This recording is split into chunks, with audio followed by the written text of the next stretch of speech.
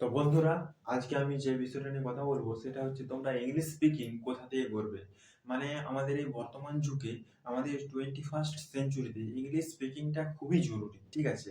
আমাদের সে যে কোনো তুমি কাজ করতে যাও, ফর্ম ফিল আপ করতে যাও, ঠিক আছে, ইংলিশটা মাস্ট চাই, ইংলিশটা আমাদের শিখতেই হবে। তো দেখো, ইংলিশটা শেখার আমি একটা সহজ পদ্ধতি বলছি, ঠিক আছে। প্র্যাকটিসটা মেন। তুমি সে যতই সহজ পদ্ধতি বলে কিছু হয় না ভাই। দেখো, আমি যতই বলি, ঠিক আছে, প্র্যাকটিসটাই হচ্ছে মেন ওয়ে। যে কোনো কাজ করো, সেটা প্র্যাকটিসটাই হচ্ছে তোমার মেন ওয়ে। তো আমি একটা অ্যাপ্লিকেশনের নাম বলি, সেটা হচ্ছে সিভি অ্যাপ। CV application. এই অ্যাপটা খুবই দুর্দান্ত একটি অ্যাপ। এই অ্যাপটা আমি এখন ব্যবহার করছি। এই অ্যাপটা খুবই ভালো একটি অ্যাপ। তোমরা যদি এটি ব্যবহার করো, অবশ্যই এখান থেকে তোমরা ফ্লুয়েন্ট ইংলিশ কথা বলতে পারবে, ঠিক আছে। আমি অ্যাপটা সম্বন্ধে বলে দিচ্ছি, কিছুটা হলেও বলে দিচ্ছি, বাকিটা তোমরা ডাউনলোড করার পরে দেখে নেবে। একটা হচ্ছে ডেইলি 30 মিনিটস তোমাকে ফ্রি দেবে। ডেইলি 30 মিনিটস মানে 30 আধ ঘন্টা তুমি ডেইলি প্র্যাকটিস করতে পারবে ফ্রিতে, স্পিকিং করতে পারবে অন্যদের সাথে। ওখানে অনেকজন তোমার মতো বহু ছেলে মেয়েরা ওখানে প্র্যাকটিস করছে, ঠিক আছে। বন্ধু বান্ধবী ছেলে মেয়ে বহু, আমাদের ভারতবর্ষের গোটা ওয়ার্ল্ডের ছেলে ওখানে প্র্যাকটিস করছে। তো সেখানে যে তোমরা ওখানে প্র্যাকটিস করতে পারো, ঠিক আছে, প্রতিদিন আধ ঘন্টা করে। আধ ঘন্টা ইনাফ, ঠিক আছে। আধ ঘন্টা প্র্যাকটিস সময় দেওয়াটা মানে অনেক সময়, ঠিক আছে। এটা নিজের টাইম ম্যানেজমেন্ট করে তোমরা সময় দিবে। এবং তুমি যদি সত্যি চাও যে এটা আমাকে শিখতে হবে, তাহলে তুমি সময় দেবে। আর যদি না চাও, তাহলে সময় দেওয়ার দরকার নাই।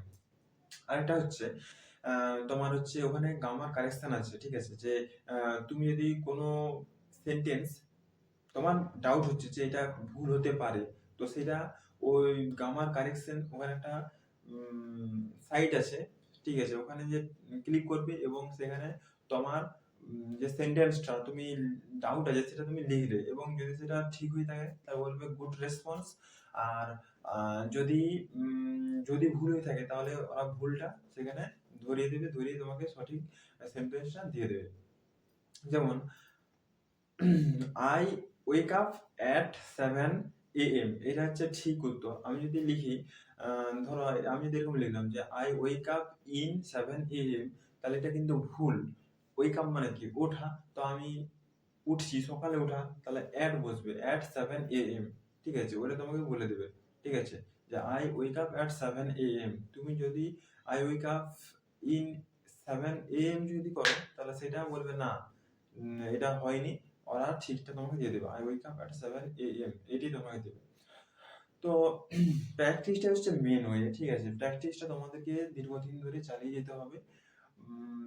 প্র্যাকটিস যদি তুমি ছেড়ে দাও, ধরো তুমি ইংলিশ স্পিকিং ভালো পারো, যদি প্র্যাকটিস ছেড়ে দাও, ধরো 1 মাস 2 মাস 3 মাস হয়ে গেল, তুমি আর প্র্যাকটিসের মধ্যে নাই, তাহলে কি হবে? তোমার ওই যে ইংলিশ স্পিকিংটা সেটা অনেকটা কমে যাবে, এবং কমে গেলে তুমি তখন সেটা আর বলতেই পারবে না। তাই প্র্যাকটিসটাই হচ্ছে মেন ওয়ে।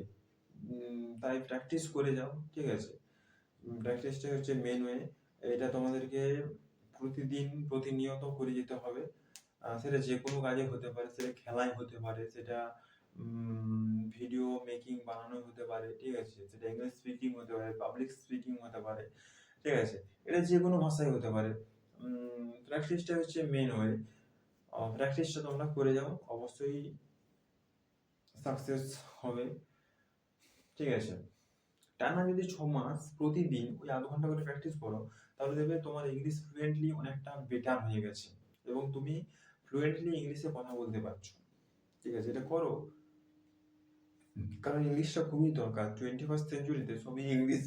কারণ ওই ইংলিশটা গোটা ওয়ার্ল্ডে আছে। তুমি যেদিকে যাবে সে ইংলিশটাই খুঁজে পাবে। ইন্টারনেটে ফর্ম ফিল আপ করবে, যেখানে ইংলিশটা খুঁজে পাবে। তাহলে ইংলিশটা আমাদের জানাটা জরুরি, ঠিক আছে। ইংলিশ হয়তো এখনো পুরোপুরি ভাবে আমাদের রাজ্যে, ভারতবর্ষে কোথাও কোথাও হয়েছে, মানে কোথাও কোথাও হয়নি। আরে যেগুলো বড় শহর, ঠিক আছে, ব্যাঙ্গালোর, ঠিক আছে, গোয়া, মুম্বাই, দিল্লি, এইসব শহরে, ঠিক আছে, ইংলিশ হিন্দি এগুলো চলে।